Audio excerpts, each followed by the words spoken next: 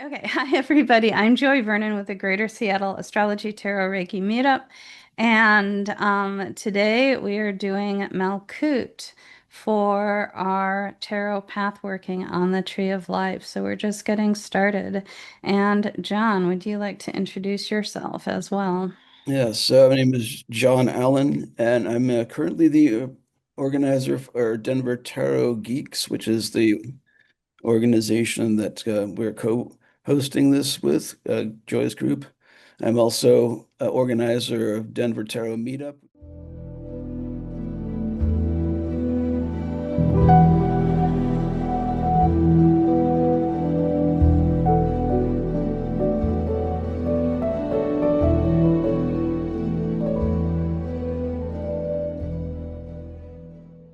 So now we're going to get into our introduction of Malkuth. Let's go ahead and start. And with the situation on the tree or its position, we have the sphere of Malkuth is at the very bottom of the tree. It's at the base of what we call the middle pillar or the pillar of mildness and uh, and of the tree itself. So in case I didn't mention, the one on the bottom is the one that's the multicolored one. And it's kind of there a little by itself, and slightly disconnected from most of the tree, but it does have direct connections with the astral triad, which is that triad of Sephiroth just above it, the concluding the Sephirot of Yesod, the purple one, Yehod, the orange, and Netzach, the green. So the colors on the actual Sephiroth here, as we have, as most explorations of this material have, these Sephiroth and the is shown at the Bria or Queen scale. This is the second of the four worlds. This is associated with is the name of Bria. And the paths are shown at the absolute scale, which is the king scale and the highest of the four worlds. So we have that interesting blend of masculine and feminine, um, with absolute being masculine, Bria being feminine. And it has that interaction all throughout the entire tree. So the four colors of the Malkuth are basically derived from the mixing of the colors in the astral triad. According to Israel Regardi, there's the green and orange combine to make a citrine color at the top of Malkuth. Orange and violet make russet, which is on the left side of that Malkuth glyph. Violet and green make olive. And if you combine all three of those colors, you get black. What this is essentially just a mixing of the color. Well, it's the mixing of the colors, but it's also the if you consider that the three Sephirot above also have elementary correspondences, where Netzach is fire, Hod is water, and Yesod is air. Then you have those same elements combining in Malkuth more as base elements, which is, something that we are more readily perceive and that are more tangible. The state of consciousness that's associated with Malkuth is basically our ordinary, everyday waking consciousness, what we consider, what we experience every day.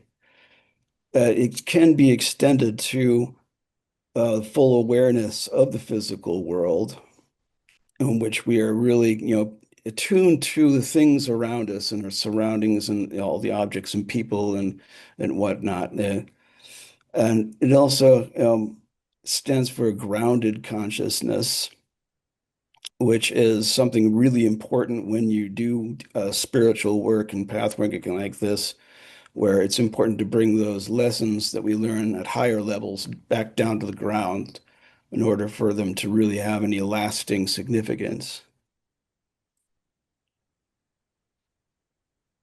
The experiences on the path include things like full engagement of the five immediate senses, the things that we directly experience through touch, taste, smell, sight, and hearing. And it's also a recognition of the subtle power present inside matter, which is, the every piece of matter and material, no matter how dense it is on Earth, has its origins with the creator and with the level of Keter. And so you can look at, that Malkut as having a bit of Keter in it and vice versa. A vision of the holy guardian angel is something also associated with Malkut, as opposed to the knowledge and conversation with the holy guardian angel. This is just the vision of it rather than the actual experience of communicating with that aspect of yourself. So that went pretty quickly. So, Joy, do you have anything to add to any of these things before we go on to talking about some of the more other associations with Malkut? Sure. I think it might be useful to talk additionally about just personal experiences that we've come across with Malkut. Like, for instance, every time I do this, which I've done it a lot over many years, every time I start meditating on Malkut, I tend to start getting depressed. And it's just it used to be like, am I doing this wrong? Is this not the right thing for me? Why would this make me depressed? And then finally it was just like, oh, right. Malkut is more, it's down on the earth. It's not as connected to the higher levels. And so it makes sense that meditating on it by itself will definitely open up some depression. So, keep that in mind. And I don't know what your experience is going to be, but always just keep in mind that this is not about doing it right or doing it wrong. It's about logging your experiences, being aware of them, processing and meditating on the experiences that you're having so that you can understand them and understand how the experiences you have uh, work into the qualities that are expressed by Malkut and are part of that overall Malkut experience. John, did you have any particular Malkut experiences you wanted to share? I did, well, recently, and I say recently, probably for the past 3 months, I've been walking to work rather than taking public transport. And that's a good 2 mile walk each way. And when I do that, it really gives you just the act of walking itself and the impact it has on the body, as well as, the other, noises of traffic and whatnot coming around. Um, and just observing all of that rather than also experiencing it. But really just taking it to heart. This is one of some of the essence of Malkut is that friction and that resistance between solid matter, even though solid matter isn't quite entirely solid, but you still have that electromagnetic repulsion between things, and which is very much, I think, a Malkut type of dynamic. Nice. I had a student once that said that for whatever we were working on, whatever Sephira or path we were working on, when she left the house in the morning, she would just ask the universe, show me an experience of, for in this case, Malkut, and just observe what kind of happened during the day and see how that tied into the energy of the Sephira that she was studying.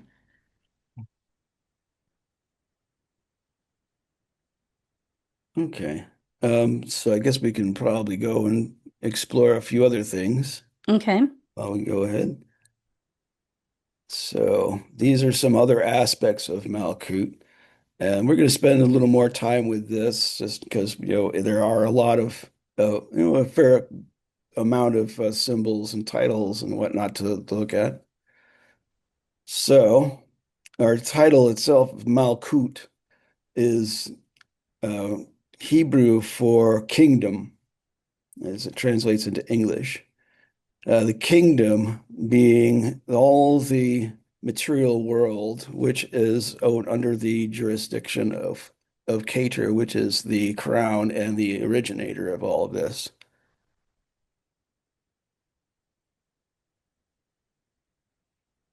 So, what would you like? Is there anything you can add also, Joy, as the Yeah, significance of this title? absolutely. I think it's always interesting to I mean, one of the main ways of engaging this material is through meditating. And that's going to be your homework. That's what we're going to ask you to do between now and next month. Um, and it's very interesting to think of Malkut as the kingdom. It is the area around you. It is land. It is space. And and then Cater is the crown. And so the crown is above. If you're a king, the crown is above you and the kingdom is all around you. So, we usually map the tree of life onto the body and Cater is at the head and Malkut is at the feet. But it's interesting that those two top and bottom things are not actually, tend to be slightly separate from us. And I just think that that's interesting to think about. Um, and you can follow any idea that you have. You can continue to follow, meditate on, think about, contemplate, and mull over, and kind of see where the idea goes.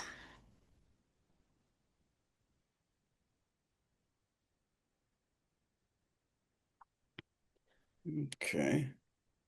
Does anyone have anything they want to interject at the moment, or any questions so far about what we've discussed so far?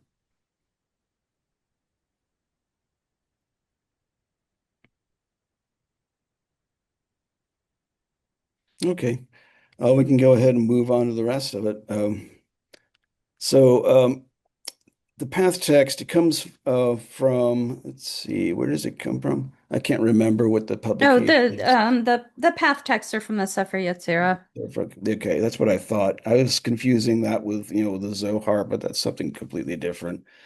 So, yes, it's called the 32 Paths of Wisdom, and each path is enumerated by the Sephiroth first, and then all the paths are connected after that.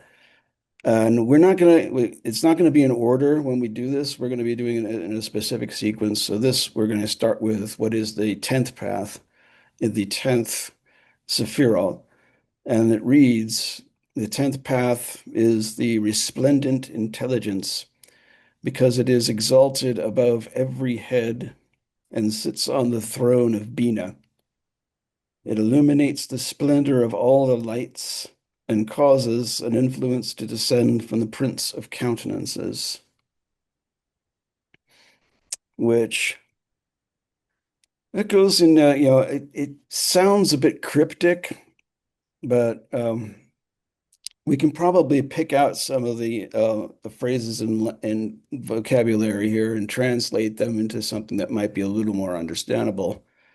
Uh, so the phrase exalted above every head, um, that is, just about, it's every aspect of the world, including, well, anyway, I might need a little help. I'm not Um, really speaking too well today. I'm just kind of like, my mind is a fog. oh, okay, okay. Um, well, I think just kind of thinking through it and talking through it, because remember, every author is going to have their unique, um, understanding of this. And so this is the type of thing that you can meditate on. Everything is called an intelligence or a consciousness. And so that's the word that's going to be used in every path text, either intelligence or consciousness. And so this one is resplendent. And so we think about that. What does resplendent mean?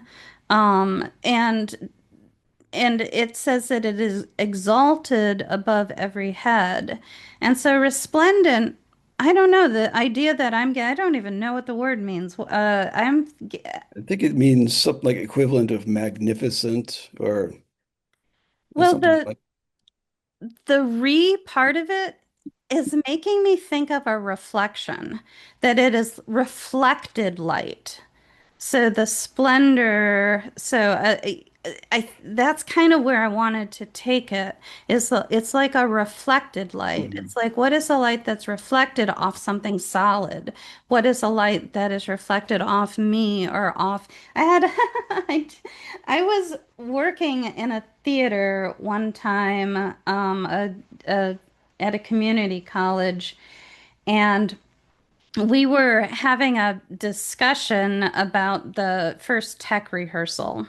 And I've worked in theaters where the tech rehearsal doesn't even need actors. I've worked in theaters where the tech rehearsals needs actors in full costume and everywhere in between. And so I was asking whether she wanted the actors. I was asking whether she wanted them in costume. And she just looked at me like I was an idiot asking a stupid question and said no. And then I said, "Well, don't you want to see how the lights reflect off the costumes?" She's like, "There, none of the costumes are reflective."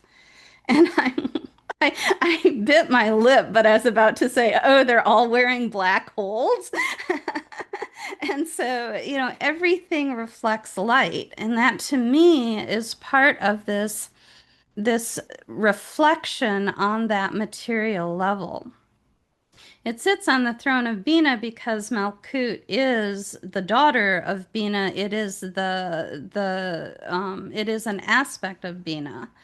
Um, so, and it illuminates the splendor of all the lights again, because again, think of that theater. All the different colors are, you want a blue suit, turn on a blue light.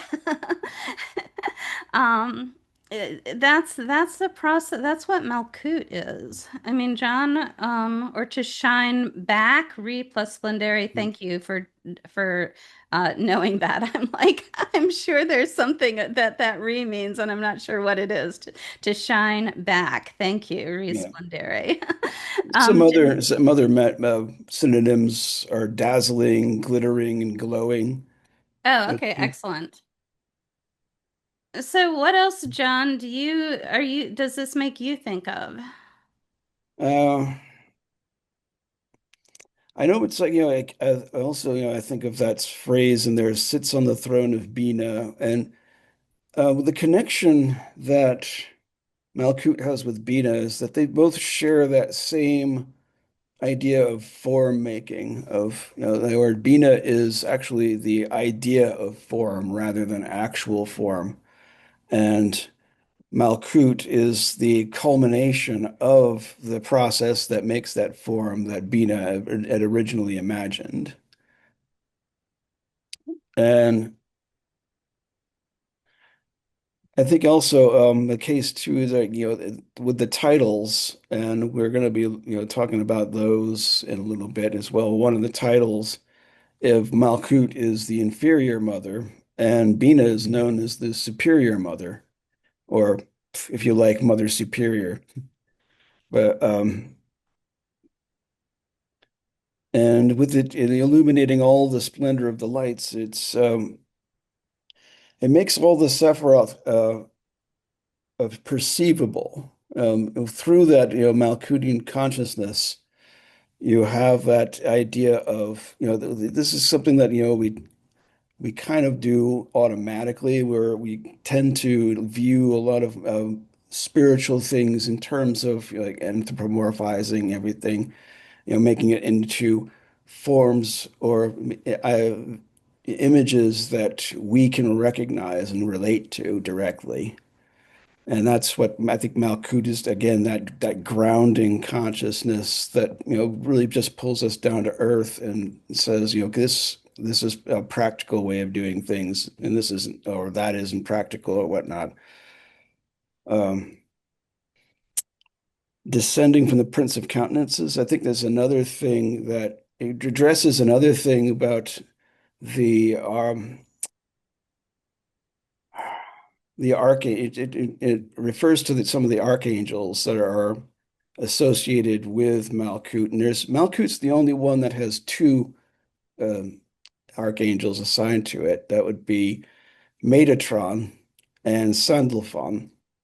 And Metatron is also the archangel of Keter, by coincidence, and Prince of Countenances, which is the title of it. It basically is Metatron is the face of God and the messenger of God. He does direct connections with that, and it sits next to him. But again, you have that idea that Keter is in Malkuth and Malkuth and Keter, where you have Metatron at both stations, both at the beginning and the end of the process.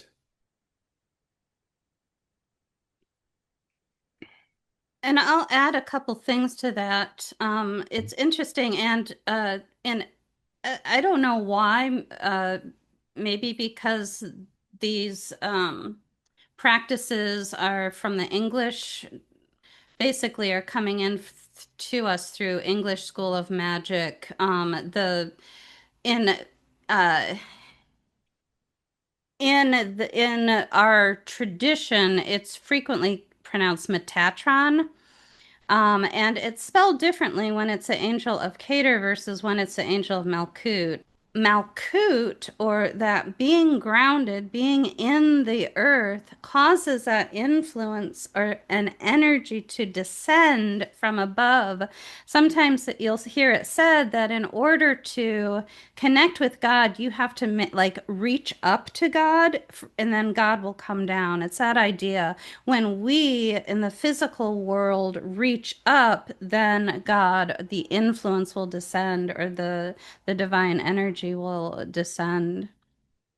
There's a lot to these path texts. I find them very complex and very nuanced, and I think in some ways I don't usually teach them for beginning classes because there is a certain amount of complexity. But when you work through all the little phrases, you can gain an enormous amount of understanding of the Sephira.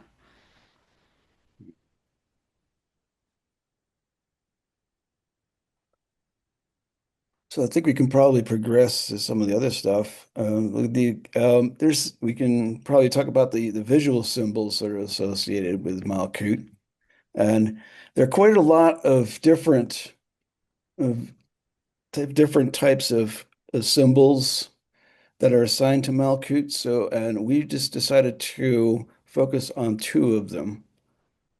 And so one of them is the altar of the double cube, which I think I believe that is used in a lot of ceremonial magic, where, or at least, some orders do have something like this. Is that true, Joey? Oh, yes, Mhm. absolutely. Yeah. It's And it it's was usually colored. This is a really it should nice. be black, right? Yeah, I was gonna Yeah. say I love the marble tone on that. It looks really, really cool, but traditionally it is black. Yeah. It's not usually just made of plywood. Black is another color, I guess you could say it's associated with Malkuth. And I just decided to color code these slides so that they're supposed to, at least relate to the colors that are assigned to uh the whatever, the path that we're talking about. But black didn't look so good. Black made it like look very ugly and whatnot. So I decided for an earth tone. Most earth tones are can be associated with Malkuth. We have in our okay, actually I'm jumping ahead a little too much because I know it's like we were saying that the we got a glimpse of the magical image associated with Malkuth in our previous slide. which Joy will take us through a meditation a little later of. But I think one thing too is like it also as a symbol like this can also relate to other Sephirot that Malkuth has a relationship with. One of them is with Tiferet, which is the center of the microprosopis, where you have the other Sephirot surrounding it. And the number for the Tiferet is 6, and the number of sides on a cube are 6. So there's a reference there to Tiferet, and it's with two stacks of two cubes stacked on top of each other. It sort of reiterates the axiom from the Emerald Tablet, as above, so below. So you have the bottom as a mirror of the top and vice versa.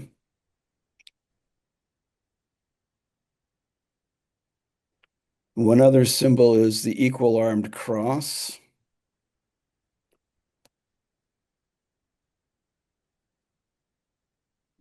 And you can probably tell right away that this actually does have it has a resemblance to the Sephiroth on the Tree of Life as it's pictured from Malkuth, where you have 4 distinct sections of a circle. And that again can stand for, on the one hand, the 4 balanced elements in matter, fire, earth, air, and water.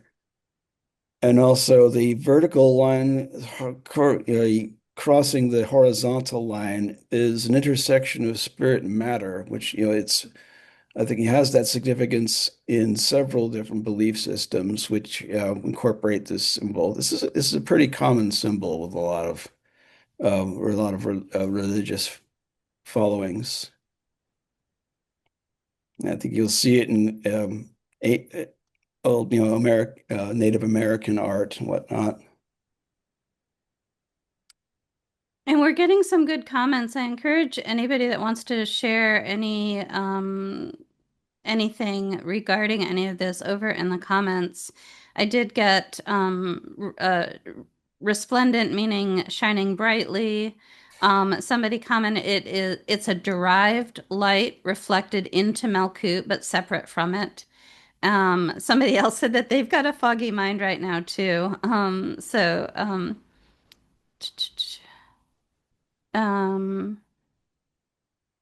Before we meditate on the Sephirot, should we do the middle pillar ritual? We did it this morning.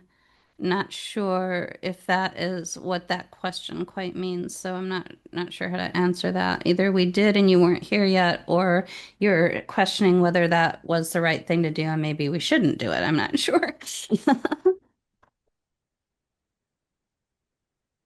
So clarificate. Okay, there's hopefully a clarification.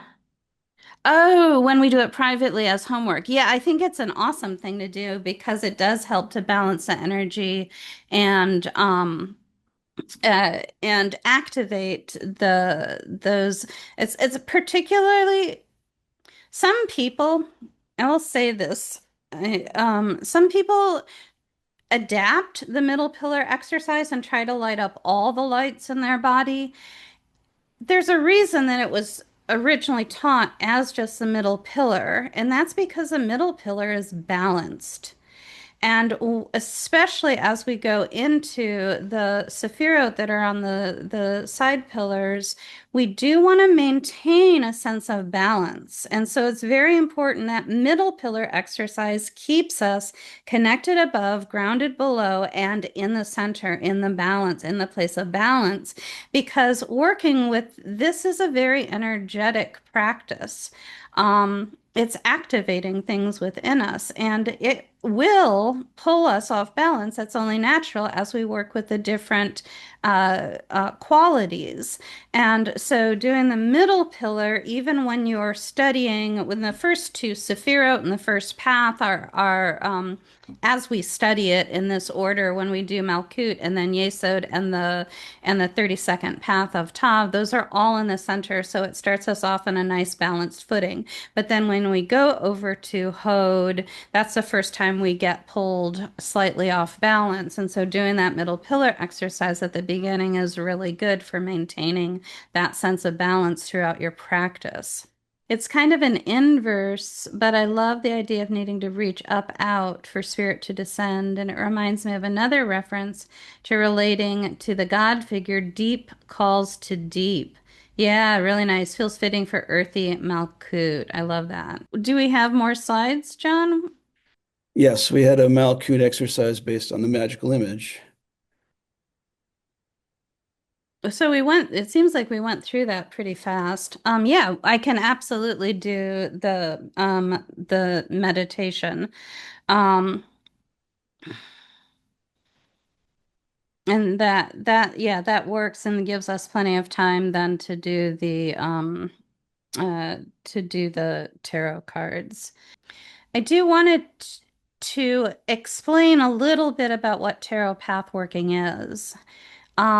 Especially because there are some new people here, and there's obviously people here that are quite familiar with the material as well.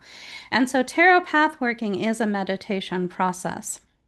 And in the Hermetic tradition, which is we're studying Hermetic Kabbalah, which is more of a Western approach to Kabbalah, and a magical approach to Kabbalah.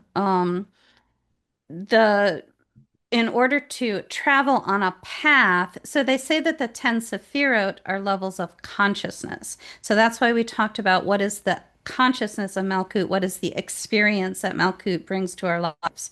And we talked about being grounded. We talked about being present so that the light, the influence will descend. We talk about these things. And so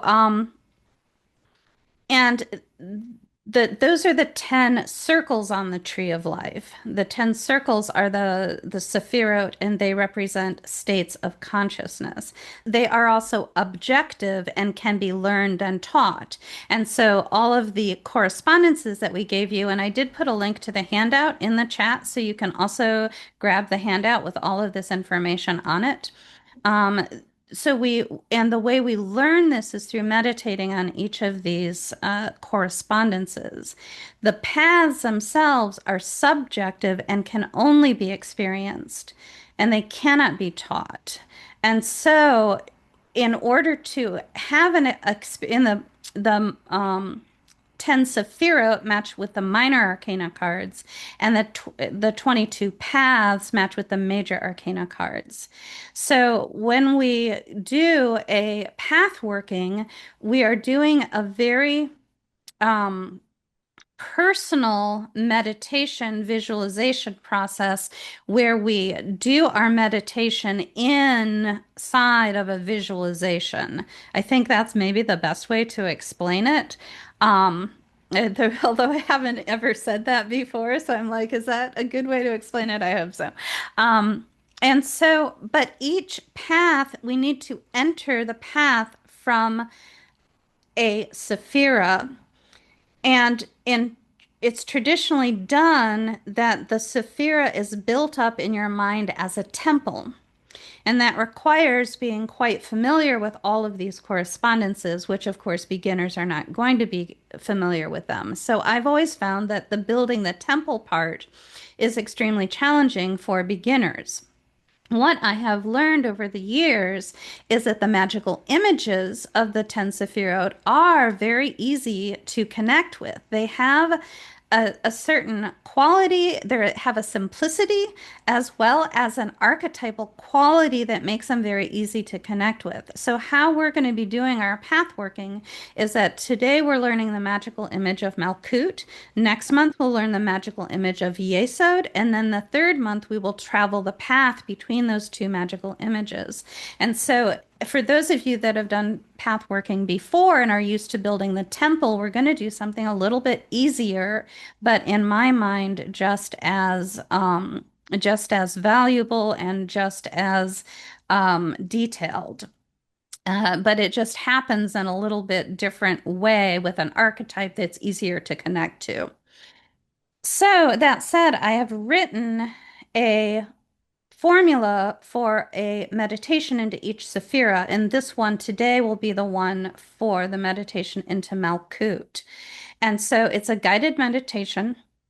I encourage you to make sure you're comfortable and to get a sweater or blanket if you tend to cool down when you're meditating. You can do it sitting up or lying down. So everybody get comfortable. This meditation uses your imagination to enter a scene and interact with the characters there. Now we're going to start with a familiar environment, and this is how I learned to do this. You start from being aware of where you're currently sitting, then you become aware of an imaginary place that you are familiar with and that feels comfortable to you.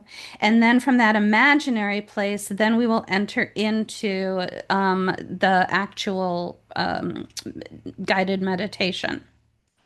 So we're going to start with a familiar environment. In this case, it'll be a favorite coffee shop. Walk down the street to an art gallery. Go into a large circular gallery and notice a series of statues. I'll guide you to one of these statues and we'll explore it in more detail. As we connect more deeply with the statue, we'll transfer, and this is again, this is an imaginary thing that we do, we'll transfer to the location of the story it's depicting. From there, we can talk with the subject of the statue. The statue will basically come to life, and we'll explore the environment with the host. Then we'll thank the person we're visiting, find ourselves back in the art gallery, walk back to the coffee shop, and then we'll transfer back to the here and now. So I've done lots of these, and this is has very distinct steps to give you grounding into the different stages of the meditation. Let's begin. Come into a good meditation posture. If you are doing this meditation seated, sit toward the front of the chair with the spine straight, chin tucked in slightly, and the feet flat on the floor. The feet can rest on a cushion if that's more comfortable. Check in with your body and see if you need to make any adjustments for comfort. You'll want to find a posture you can hold for the length of the meditation, which will be in the vicinity of 15 minutes.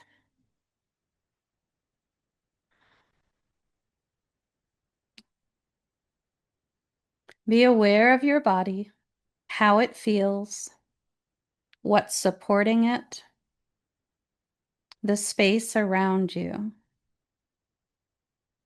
Place your hands palm up in your lap or by your side. Adjust as needed to be comfortable and allow for the best meditation experience. Turn your awareness to your breathing. Watch how the breath flows in and out of the body. How your breath connects your body to the space around it. Allow the breath to soften and deepen until you're breathing deep down into your belly. In your mind's eye, imagine or remember a favorite coffee or tea shop, someplace that you always feel welcome and comfortable, but can also sit quietly undisturbed. Imagine yourself in this cafe. Are you inside? Are you at a sidewalk table, outside on the back patio? Use your imagination or your memory to conjure up these details. What time of year is it? What can you smell? What can you hear? Imagine the scene as fully as you can. This cafe is our rendezvous spot, and we'll start and end the meditation here. You've finished your drink and are looking around. You've been here many times and enjoy visiting the little shops up and down the lane. You always find just what you're looking for, or the most serendipitous treasure. You decide to get up and walk down the lane. You pass several shops that you've seen before, but soon you come across something unfamiliar. It's an arched wooden door, mostly hidden by the ivy that covers this old stone building. You're excited to discover something new. Display windows, also draped in ivy, flank the door. And as you part the ivy and gaze in the window, you realize it's an art gallery. There's no open sign on the door or in the window, but you're interested enough to clasp the latch and try the door. It opens. You head inside. You look around the entry room, a little gift shop full of curious trinkets and enticing gems. The person behind the register smiles and nods, but doesn't say anything. Directly across from the main door is a wide archway into the next room. You walk ahead to see what lies beyond. Through the archway, you enter a surprisingly large rotunda. It's astonishing that such a room is found in what at first appeared to be a small and out-of-the-way shop. Your mind flits past jokes about science fiction and fantasy stories, but you're too caught up in the wonder of the space to give them any heed. Around the outer edge of the rotunda are a series of statues. Some catch your eye immediately. Others you can't seem to focus on. You wander around the hall, exploring. What do you see? What's above you? What's the floor like? Where is the light coming from? What material are the statues? What catches your eye? And what's that pleasant smell? It makes you hungry for Italian food.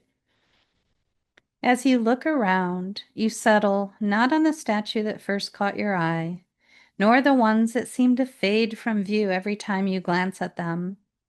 Instead, a rather plain, rough stone statue catches your eye. Somehow it feels like the perfect place to begin your exploration of this magical gallery. You walk over to it and observe the rough-hewn material, the dull color, and the sense of deep history. You glance around and notice a sign that says, "Feel free to touch the artwork." So you reach out and touch the material. What does it feel like? You can walk all the way around the statue and do. How big is it?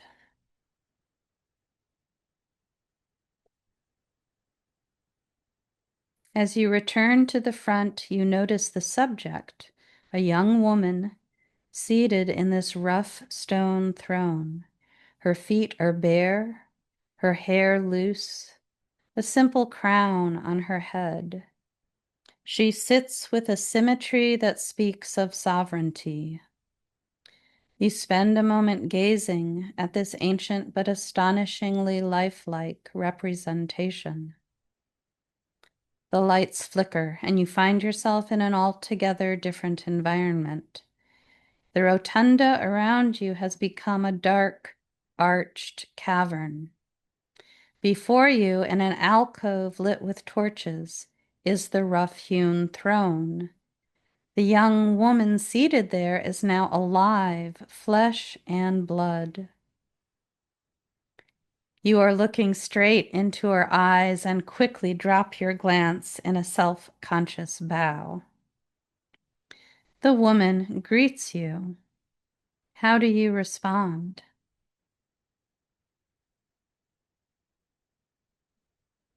The young woman rises from the throne and lights some incense on a side table, or perhaps an altar. It smells like oregano. That's what made you hungry earlier. The altar that holds the incense is a double cube, about 18 inches square and 36 inches tall. You notice the yellow glow of the flickering torches, the dull green of lichen on the rocks that frame the alcove, the reddish-brown dirt of the floor, and the black stone of the walls, the same material from which her throne is carved. You look back at the young woman. On a leather strip around her neck, over the rough fabric of her simple gown, she wears an equal-armed wooden cross. Her movements seem cool and indifferent, but her smile is warm. Her face shows the easy beauty of youth, but her eyes seem tired, as if from a hard life. As you take in all of this, you start to acclimate to this surprising scene. You start to get an interesting feeling. What is it?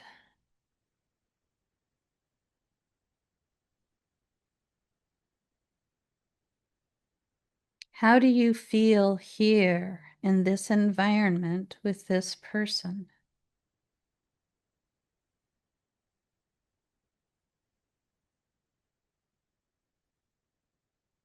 You consider this momentarily. Then you look a little deeper within yourself and are surprised at what you realize.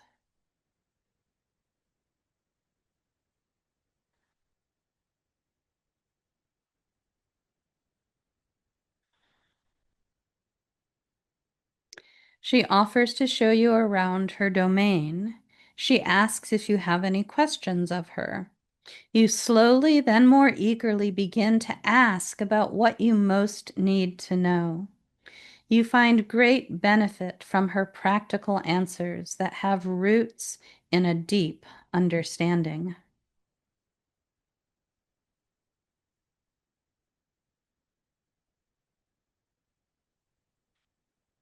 I'll give you a minute to talk with her. Ask her anything that you like.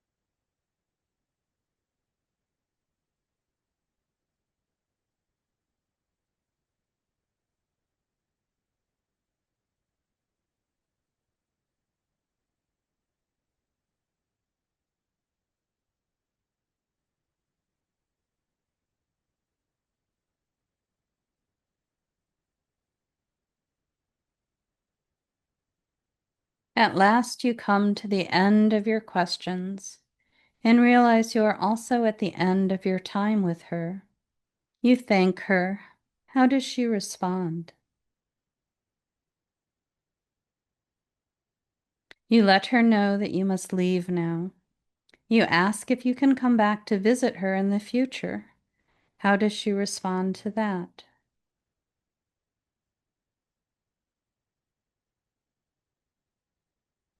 You start to leave, then remember one last thing you truly need to know. You ask this most important question. Her answer is short but powerful. What does she say?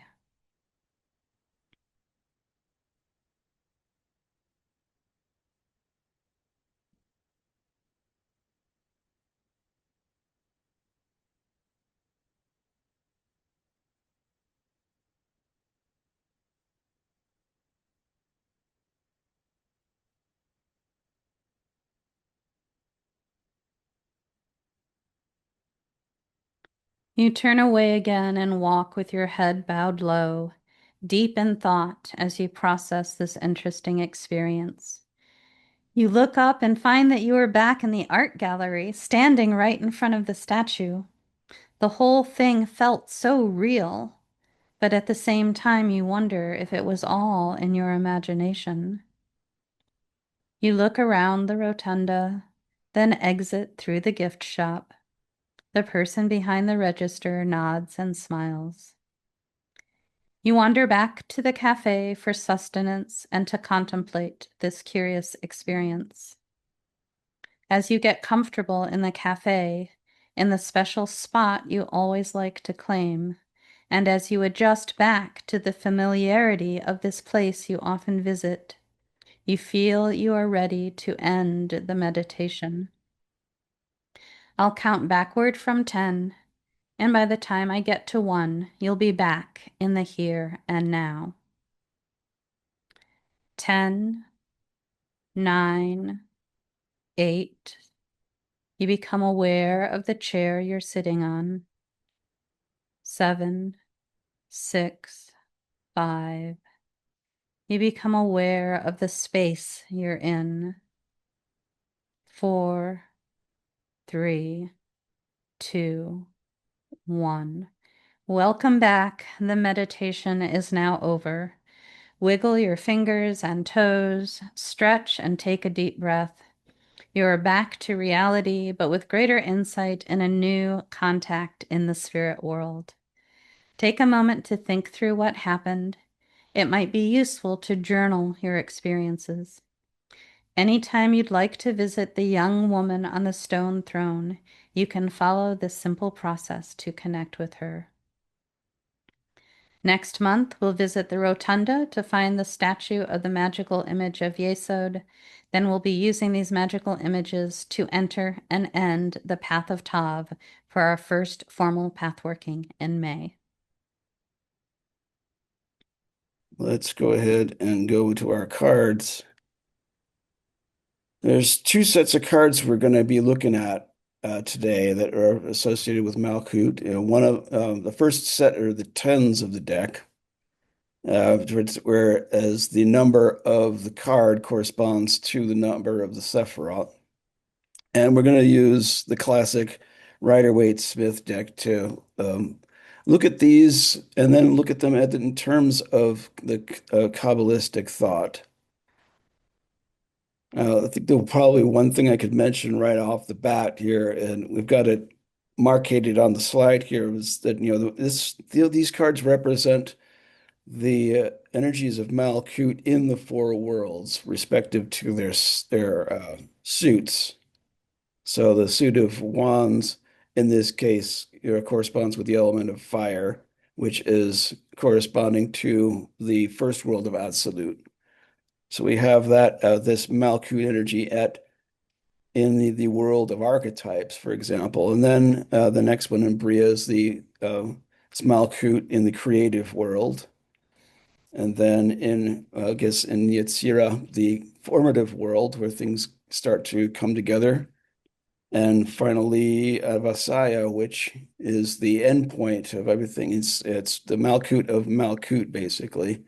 It's the final word in the whole deck as in the process that starts with, at least in the minor arcana, it starts with the aces, and the aces contain all of the cards that precede, just the same way that Keter contains all of the Sephiroth that come after it.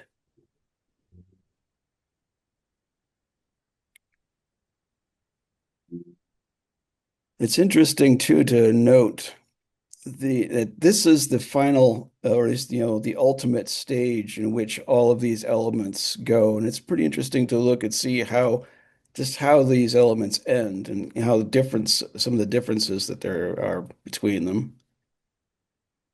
And one thing I've always noticed is the active elements, fire and air, are, don't end too well. It's almost like, they're the vitality and the activity that these elements are used to has gotten so solidified in Malkuth that it just doesn't function so well anymore. You have the Ten of Wands being the Lord of oppression, and oppression being straightforward. It's like, that's the fire being oppressed. If you think of fire like, just being smothered or whatnot, or, and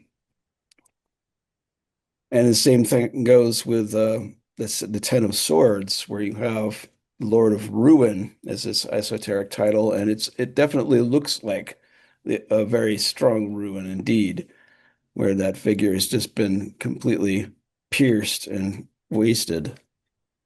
But on the other hand, you have with the cups, you have a particularly bright ending where everything is satisfied. It's the Lord of perfected success. Likewise, the earth element and the pentacles are also, they both of them have a kind of like a sense of absolute completion and like, okay, we've reached the end and everything is fine, but we have, it's almost too much in a way.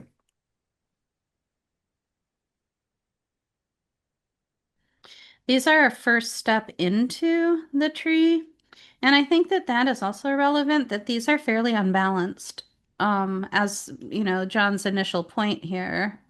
And our first path into the tree, our first step here is trying to find our center among all the extremes that we experience. I've got too much work, but I've got lots of, good things that I like, but I also have a lot of stress and, money is always, trying to get more. Nobody's ever happy. The most stressed out people over their money are the richest people that come in and they're just like, I need more money. And it's like, I've got blah, blah, blah, and this and that. And there's so many, like, I'm just like, it sounds like you're really rich. And they're like, I don't have enough. It's like they still have all these problems from it. I don't know. Anyway, maybe someday I'll know what that feels like, but right now it's not part of my experience. Um, so, so, we come into this whole process fairly imbalanced. And so we are, and we have, and we could even look at these as hopes and fears. Why am I entering into? Because I want to get rid of my overwork and I want to get rid of my stress and I want to have happiness and I want to have abundance and prosperity. And but those are misleading. Those reasons, even for coming into this, are frequently misleading. And I think that that's a good place to start our journey up the tree. Our path up the tree is with these fears and hopes and extremes, and learn to find the balance in them. Right. No.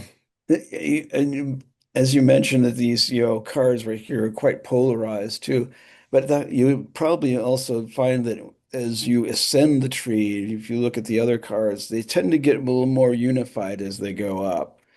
Um, in some cases, maybe, swinging to some other polarities on the way, but I think once you get to the top, the three aces through threes, then you get a pretty consistent or fairly consistent theme going on, or at least, in terms of what the each of the Sephiroths are expressing. And there's more unity the higher you go. There's more diversity the lower you go.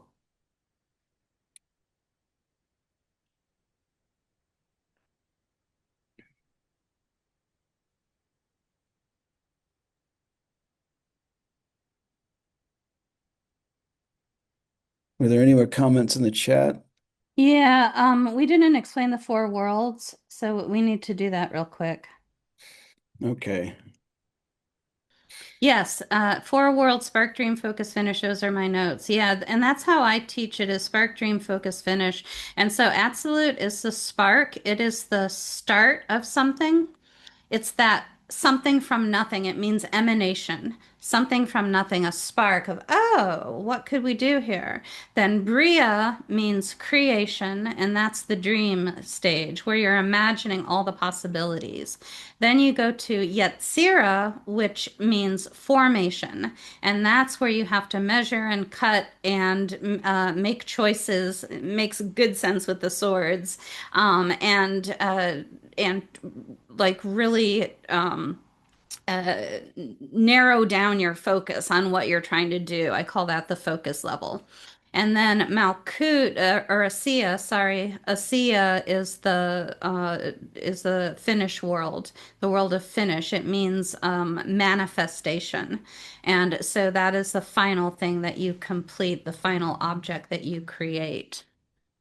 Um, Interesting idea about active elements, finding it more challenging to complete, yeah, or be grounded rather than passive. Would like to hear more about that if possible. And thank you, and I will return with a you're welcome. Um,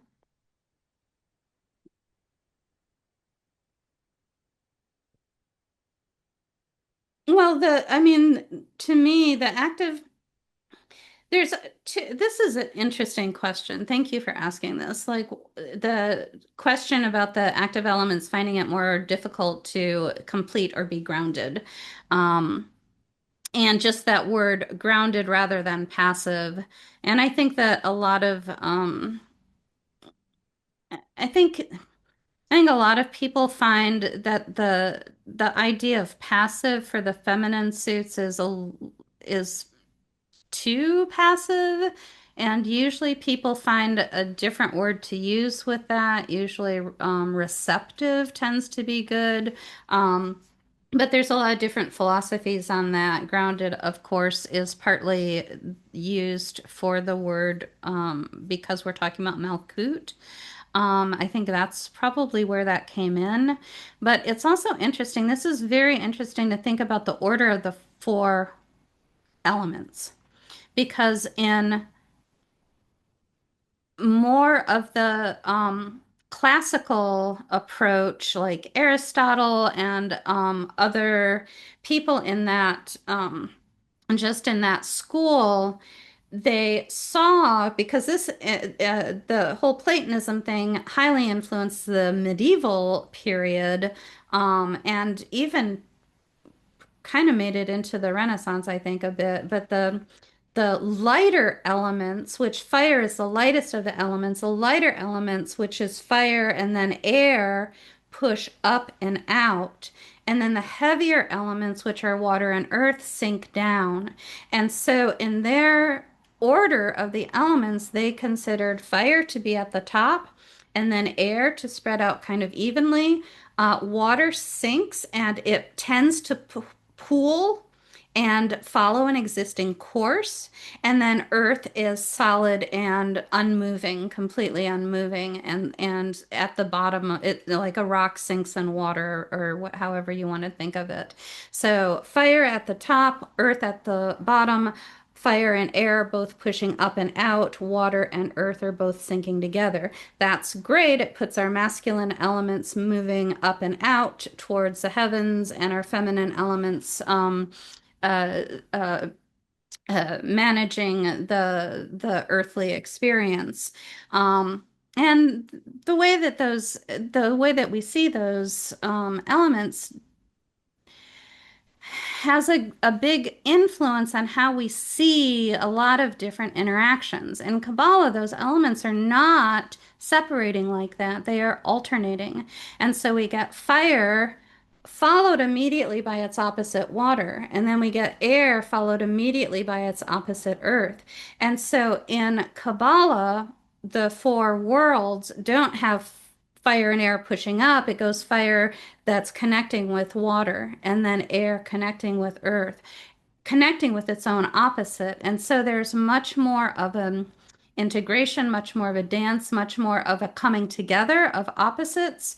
Um, and the resulting um, kind of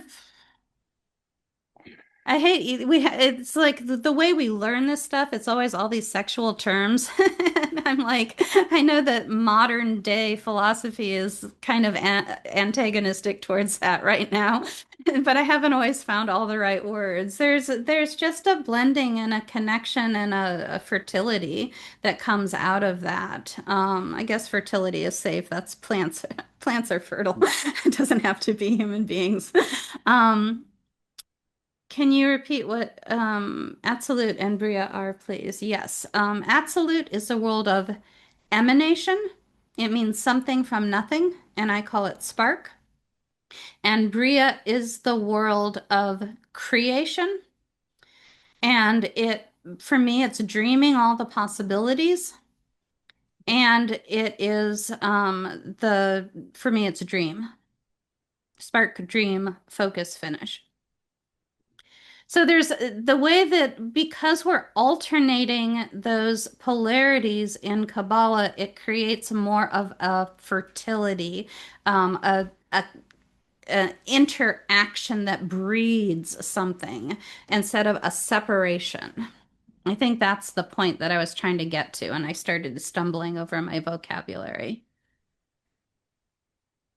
Does that answer the whatever? What was the Yeah, question? thank you. That was really helpful. Sorry. Oh, thank you. It was really helpful. Yeah. Okay, good, good, good. Yeah, you're welcome. Okay, we probably should move on to the other set of cards since we only have, what, 10 minutes left? Awesome, good. So let me go on here. The pages slash princesses. So to explain that, most of the Golden Dawn style decks, and in fact, I think some of the Thoth decks as well, instead of pages, they have princesses. Their court system goes pretty much king, queen, prince, princess. And there's the princess here as the page. I mean, you could look at the pages as just simply being youths and not really expressing a full gender per se, but there's an element of androgyny about this. Um, how shall we say it? And then this is also, I think, as this will also be on the handout for the Tree of Life, I believe, but it's also they the court cards are stationed on the tree in the waves that just has a mediator in the center, which is the prince is assigned to Tiferet. And you have the king and queen, which are above them in the supernal level, as the queen is Bina and the king is Hokmah. Their interaction produces the prince and also the princess way down at Malkuth. Um, I think there's something like, I think the Lon Milo Duquette has something in his book, The Chicken Kabbalah, which is the Kabbalistic fairy tale in which with the king and queen. Pretty much, they are together. They know each other in the biblical sense of the word, meaning they had sex, and they produced the prince, and then the princess. The princess falls all the way down to the bottom of the tree and pretty much just forgets her birthright as a royal entity. It's up to the prince at Tiferet to do, or at least, it's up. I wouldn't say exactly down to the prince. It's more the princess's responsibility for themselves to connect with the prince at Tiferet in order to wed the body with the soul. And then they, um, in a kind of an incestuous way, get married, and they start the whole process again, as king and queen.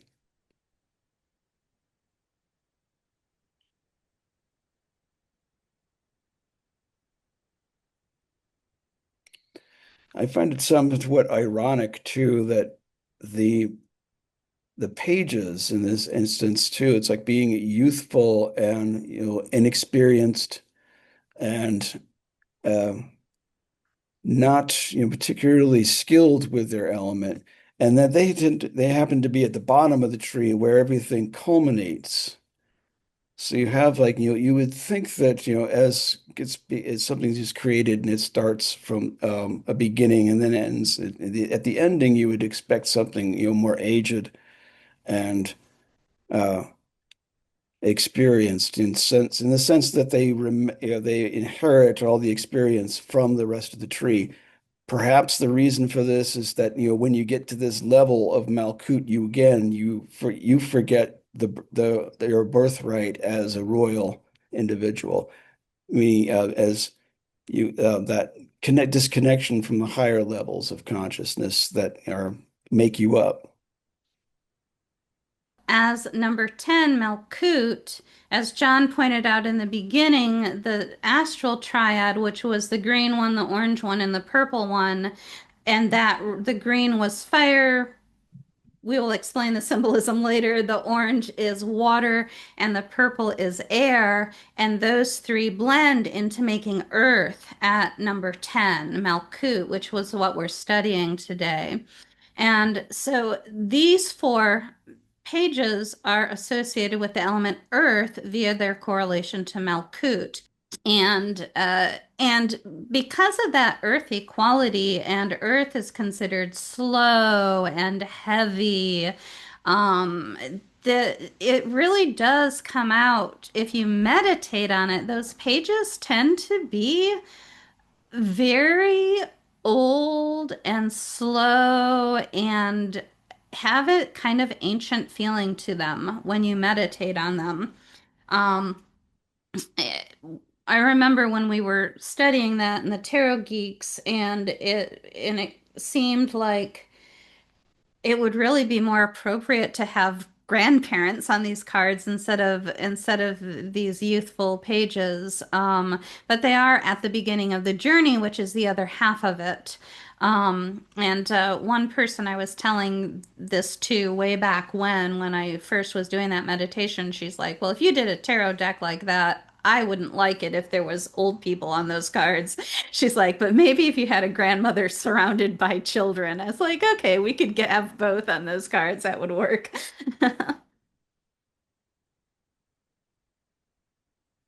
And there's a comment here. You've heard about pages referred to as the throne of the aces, and that they are actually separate from the court in some respects. I've never heard of it, princesses or the pages being separate from the court, but I do have heard of the that phrase, that throne of the aces. And again, it's like I think they part of that arrangement is that the princesses or pages do cover quadrants of the earth. Fire represents, I believe that is the east, the far east, I think. Water is the Pacific. The swords are the Americas, and the Page of Pentacles or pages are um, represent the Europe and Africa.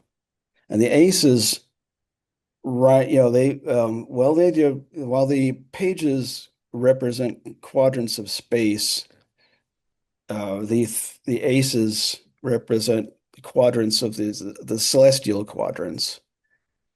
And I think probably that goes some way to saying why they are the throne of the aces, because we're living in a more very geocentric type of world here, regardless of us finding out that we're not the center of the universe, but nevertheless, from an individual's perspective, this is we are the center, and the world is the center of our universe.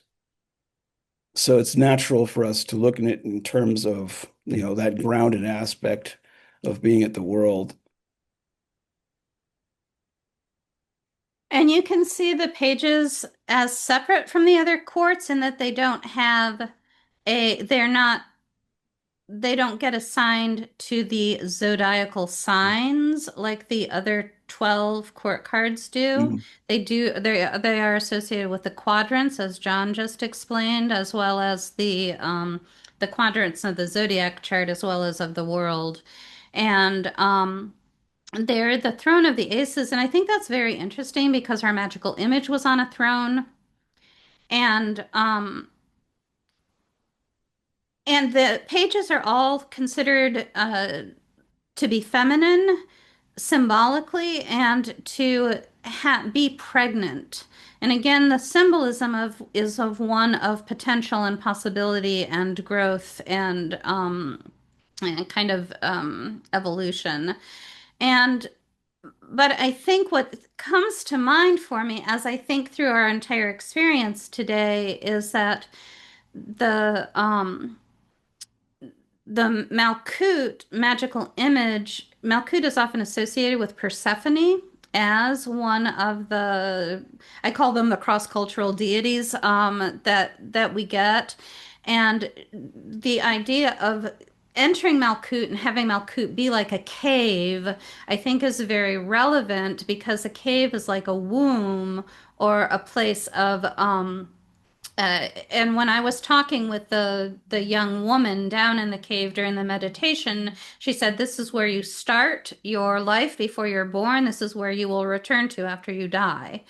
And the idea that the throne, because this is what's now occurring to me as these are the thrones of the aces, the throne is a symbol, according to my current way of thinking out of it that just occurred to me. I don't want to say this as anything authoritative.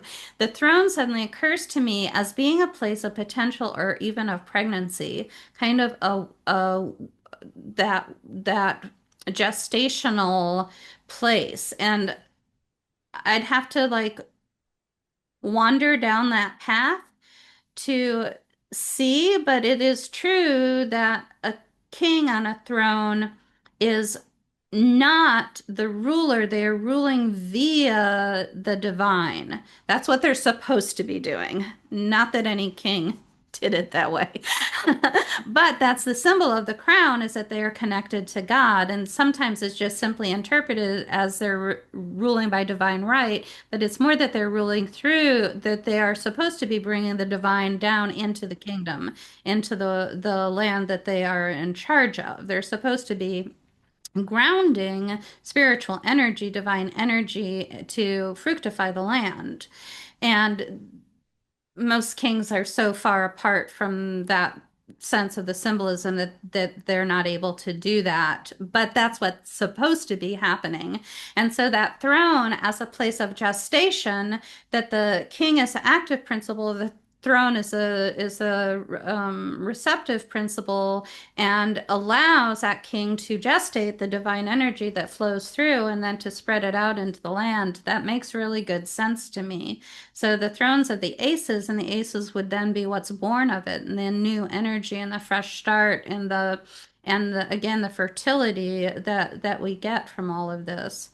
So that's what you do when you're doing Kabbalah is you like put together all the different ideas that you studied and weave them together into something that hopefully made sense and hopefully is relevant and interesting to not just myself but to other people.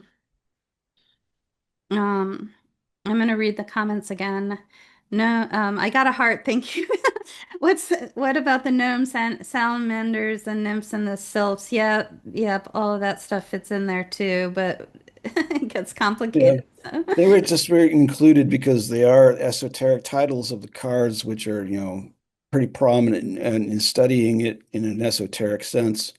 And they also have multiple titles, and so I only had room for that one. And I just chose that because they're basically what is being mentioned here are elementals.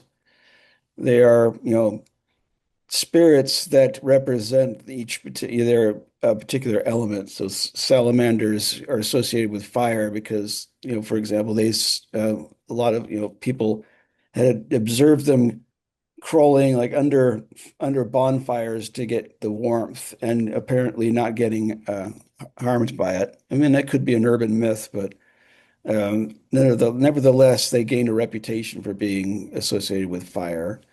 And all the other, like the nymphs and the undines, are associated with the element of water.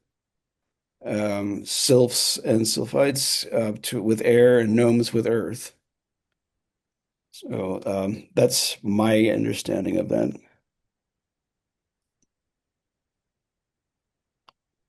So I think we're at the end, right, John? Yes. Yeah, and the homework, just work with these ideas, read. If you've got a book, any of the ones we recommended, but Paths of Wisdom is kind of the main one, read the chapter on Malkuth. Do meditations on, and by meditation, do whatever works for you. I always say if you think you can't meditate, journal on things. And so explore the the double cube. Think about that and just imagine, like, why a double cube? What does that mean? John said that it meant as above, so below. Why is that relevant to Malkuth? Just start thinking about it and give yourself enough time to really ponder it or to journal about that and see what comes up. And then the handout has a whole resplendent intelligence. Journal about that. And see what comes up.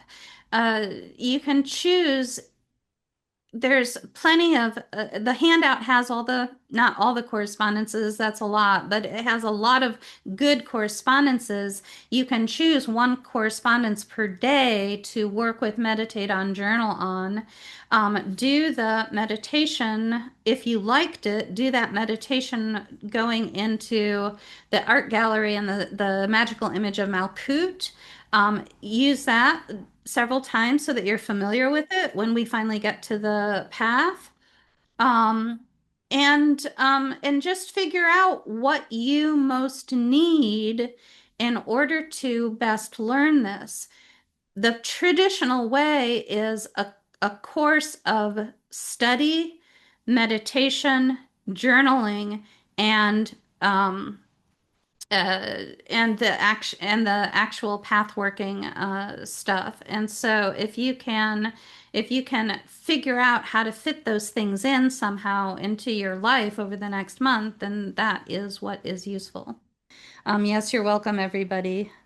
Yeah, thank you. Have a great day too. Yeah, this has been brilliant. Thank you so much. I hopefully see you next month.